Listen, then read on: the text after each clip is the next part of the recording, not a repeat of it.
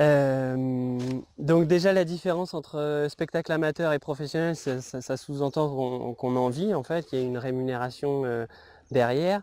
Donc il y a il faut voilà, il faut vendre nos prestations en fonction des numéros présentés, de la durée du spectacle. Plus un défraiement du transport, enfin, et puis le côté logistique où en fait l'organisateur nous prend un hôtel, nous prend nos repas en charge, etc. Donc tout ça, effectivement, c'est des petites choses enfin voilà, des conditions à faire respecter vraiment euh, pour avoir une activité la plus viable possible. Euh, Et alors l'envers du décor en fait, parce que ça c'est des paillettes.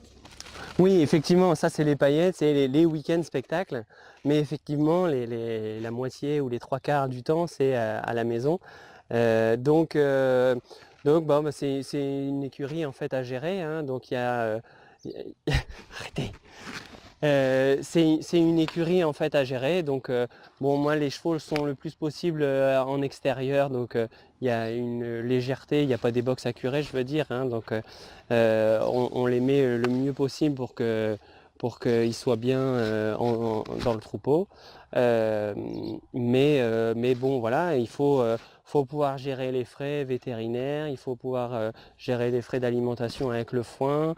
Il y a bah, bon, Il y a comme du toute travail. activité, oui, oui, oui. Alors il y a le travail en fait des chevaux, les séances au jour le jour, donc individuelles, bah, comme on a pu le voir, les séances individuelles ou collectives par 2, par 3, par 4, par 6, par 8.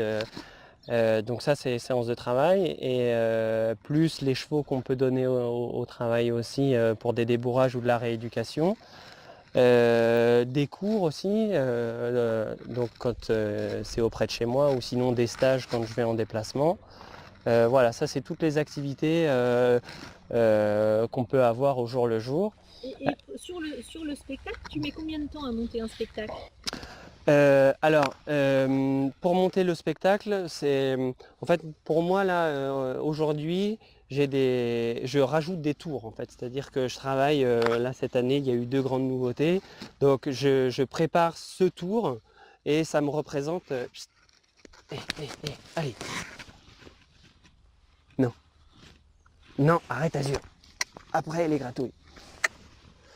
Euh, Là pour moi en fait avec les 6 ou les 8 chevaux, là je travaille des tours, c'est-à-dire que je vais travailler un hiver ou enfin bon au printemps, enfin bref, mais surtout l'hiver on a plus de temps sur un ou deux tours en particulier et à la belle saison je vais l'introduire ce tour-là. D'accord, Ce donc qui tu fait que construis ton spectacle comme ça. voilà, voilà. Et puis l'idée, c'est d'intégrer ce tour-là au milieu du spectacle. Comme ça, les gens, en fin de compte, ne voient pas la différence, hein. Alors au début, ça va pas forcément être réussi parce que justement, il y a le côté spectacle, c'est-à-dire qu'il est bien réalisé à la maison. Mais après, c'est encore une autre histoire de l'introduire en spectacle parce que il y a le son, il y a le public, etc. Donc là, notamment cette année, on a introduit le tour où en fait les deux blancs sont couchés et avec les quatre colorés, je saute. Il y a une barre en fait qui relie ces deux blancs-là et je saute par-dessus. Et c'est vrai que voilà, au tout début, il y a un blanc qui se relevait, il y en a un des colorés qui sautait pas. Enfin, bon voilà, des petits ajustements à faire. Et donc maintenant c'est bon, c'est un tour qui est dans la boîte maintenant, si on peut dire. Et est-ce que Euh, tu t'entraînes ici avec la musique, du monde, des choses un peu particulières que tu peux rencontrer? Ouais, ouais, ouais, exactement. On a le travail d'une part, le tour en particulier, mais ensuite pour faire en sorte qu'il soit le mieux possible le jour du spectacle, on ramène beaucoup de sons. C'est ça qui est le plus important, avec des basses, enfin voilà, des choses qui peuvent faire peur à un cheval. Et puis travailler en extérieur aussi. Alors là en Normandie, il y a beaucoup d'écuries, donc il y a beaucoup de manèges, beaucoup de carrières. Et c'est vrai que je sors assez régulièrement, ou en tout cas quand j'ai des chevaux à préparer, là comme là les deux nouvelles grises qui vont remplacer ultérieurement les blancs, c'est l'objectif. Donc je les introduis petit à petit dans les spectacles, dans le travail. Pour que voilà, il soit le mieux possible en spectacle en conditions réelles. Et comment, alors, comme tu disais, c'était un peu grâce à l'émission Incroyable Talent que ça t'a lancé, en fait, ça t'a fait connaître. Mais c'est toute une logistique. Puis t'as pas comme un cavalier de concours de chevaux que tu peux emmener dans un vent. Enfin là, t'as beaucoup de chevaux, t'es obligé d'avoir un camion, puis t'es tout seul. Oui. Donc t'as pas une flopée de groom. Alors j'ai une personne qui m'accompagne en fait pendant les week-ends. Donc effectivement la logistique avant un week-end spectacle, on prépare le camion. Alors ça va que je suis en liberté, donc il y a quelques obstacles, mais à part mes sticks, il n'y a pas grand-chose. Enfin, ça c'est au moment du spectacle, mais sinon effectivement il y a de la logistique, surtout par exemple l'hiver quand on part, il y a tout le lot de couverture à prendre, les shampoings, les boîtes de pansage, les trousses de soins, qu'est-ce qu'il peut y avoir, la brouette, les vélos, parce que bon voilà, il y a du matériel qui s'acquiert au fur et à mesure parce que le côté pratique sur les week-ends où il y a de la distance entre les écuries et la piste de spectacle. Donc il y a quand même si on fait de la liberté, un peu de matériel à prendre. Et puis oui, on est 2 personnes à partir, donc il faut pouvoir vivre pendant 3-4 jours, alors soit en autonomie dans le camion, soit à l'hôtel. Mais donc il faut rien oublier surtout avant de partir. Donc on a une petite liste, checklist juste avant de partir pour avoir tout le matériel. Et donc après, effectivement, on part. Donc il y a beaucoup d'heures en camion. Souvent, c'est des journées de 11 ou 12 heures de camion. On essaie de ne pas faire plus. Donc ça fait des gros morceaux. Enfin, pour aller en Allemagne notamment, c'est la moyenne, hein, c'est 11-12 heures. Et donc il y a des haltes régulières. En fait, tous les 2 heures, 4 heures, on s'arrête pour se reposer nous-mêmes, mais aussi pour les chevaux, pour les faire boire, pour voir si tout le monde va bien. Mais bon, on a un bon camion qu'il faut encore payer pendant de longues années, mais au moins les chevaux voyagent très bien. Voilà. Et justement, là, tu apportes un point important. Est-ce que vous avez des aides? Est-ce que la région vous aide à faire tout ça? Ou il y a Hippolia? Est-ce que, Euh, hey. comment ça se passe quand les gens veulent commencer à faire du spectacle? Il faut quand même avoir une logistique importante. Alors oui, concrètement, effectivement, l'aspect financier est très important. Enfin, on peut comparer ça à une gestion d'un centre équestre, hein. On sait bien les frais. Enfin, il faut une carrière, un rond de longe, des pâtures, hein. C'est un centre équestre qui vendent des heures de cours, beaucoup d'heures de cours. Donc ça se rentabilise peut-être plus vite que... Oui, bah, il faut défendre les prix, hein. Donc nous, c'est la même chose. C'est-à-dire que c'est vrai que les organisateurs ont tendance à vouloir une animation, mais sans trop mettre d'argent. Donc faut savoir défendre ses tarifs. Et puis, parce qu'il y a des frais, c'est-à-dire que il y a les chevaux à acheter, il y a les heures de travail pour ces chevaux-là, il y a l'entretien. Bon, alors les parages, c'est moi qui le fais parce que justement, on essaie de réduire les frais. Et puis j'aime bien parce que ça fait voilà, ça fait un suivi. Donc les frais vétérinaires, mais il faut se payer soi-même, il faut payer la paille, le foin.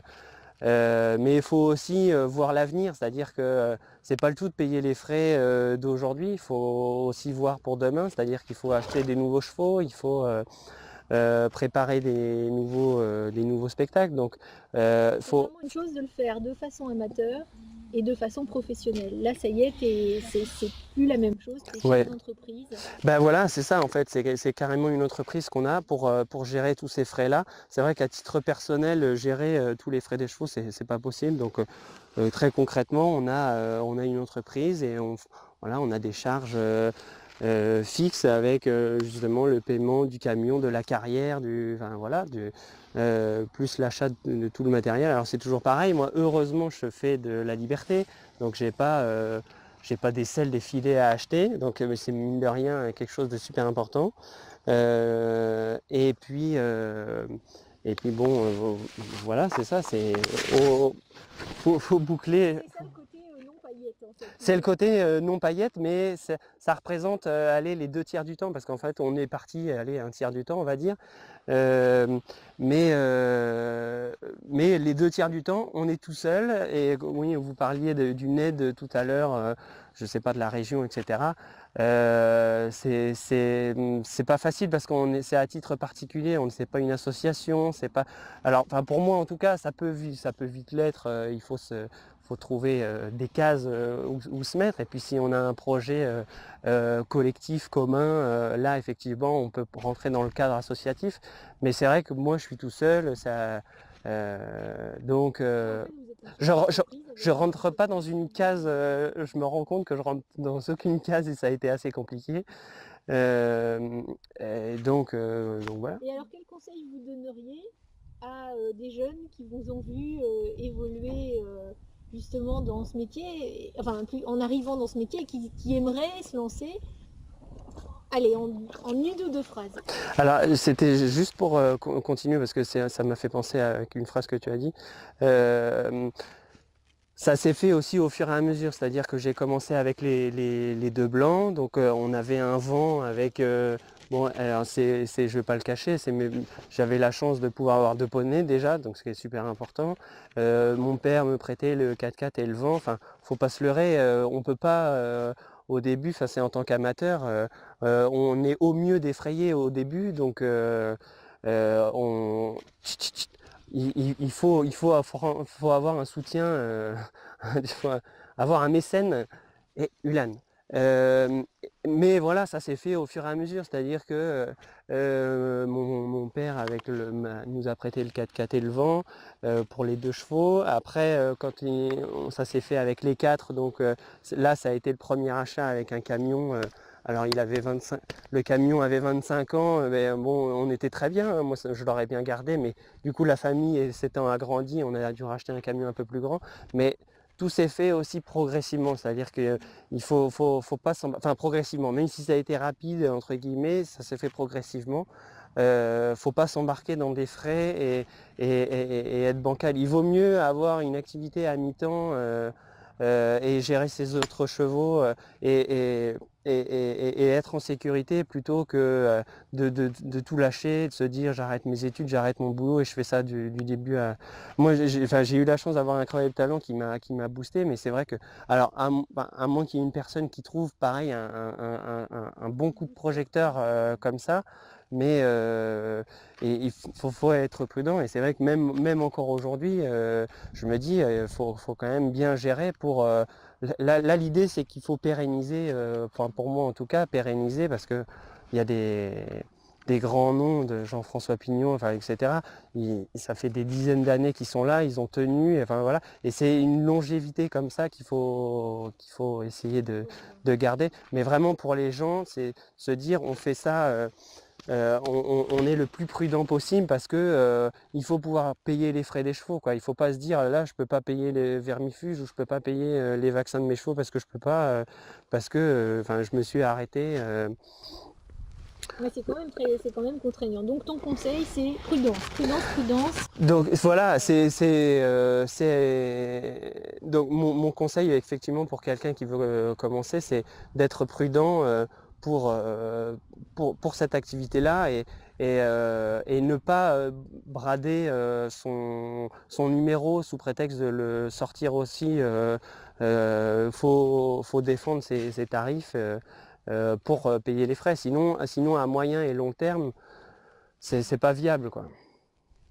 Merci Pierre. Merci à vous.